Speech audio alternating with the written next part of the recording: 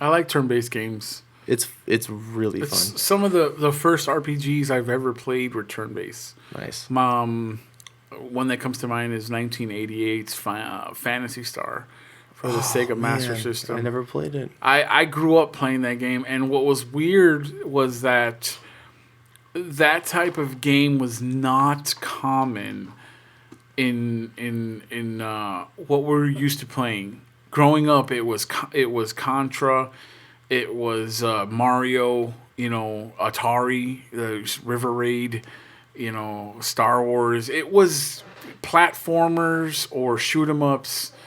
It was Fantasy Star Yeah, was. big expansive RPGs weren't really around yet, and that kind of like pioneered that. I Oh, mean, I yeah, know definitely. about it, but I've never played it. Right. And if you're not used to that type of game, as a kid, the game didn't sell well in America as a kid because of the type of game that it was. Like, it wasn't a kid game.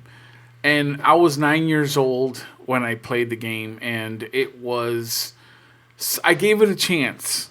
I remember playing it for the first time, and I'm like, what in the hell do you do here? Like, you're just dropped inside of a village, and you start off as this That's girl. awesome.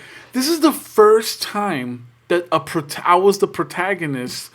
The protagonist was a girl. I played the protagonist, and the protagonist was a girl. And Nice. I've never played as a girl. I've always played as a macho man or a fat plumber. There was Alex Kidd in Miracle World. I was a little kid. Yeah. Sonic the Hedgehog, whatever.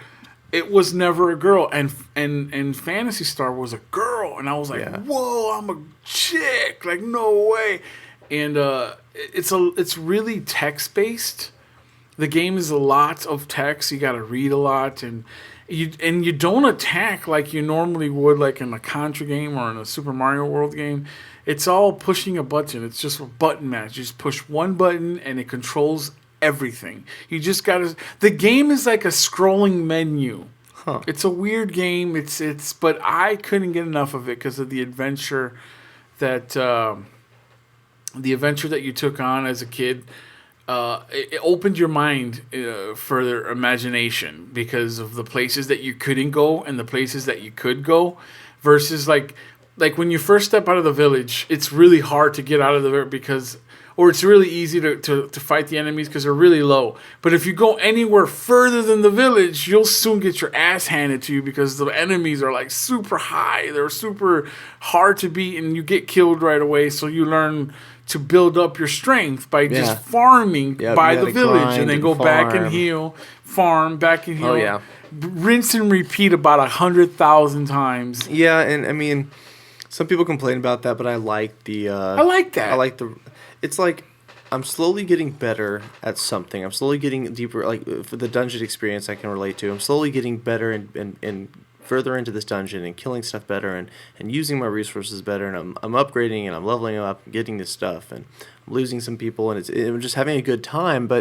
And when I go back to that game, I know what experience I'm going to get. I'm going to get this, like, okay, I'm going to get this repetition for a little bit. I'm going to get this feeling of like doing this, and then do it later. But yeah, that's, oh man, Yeah.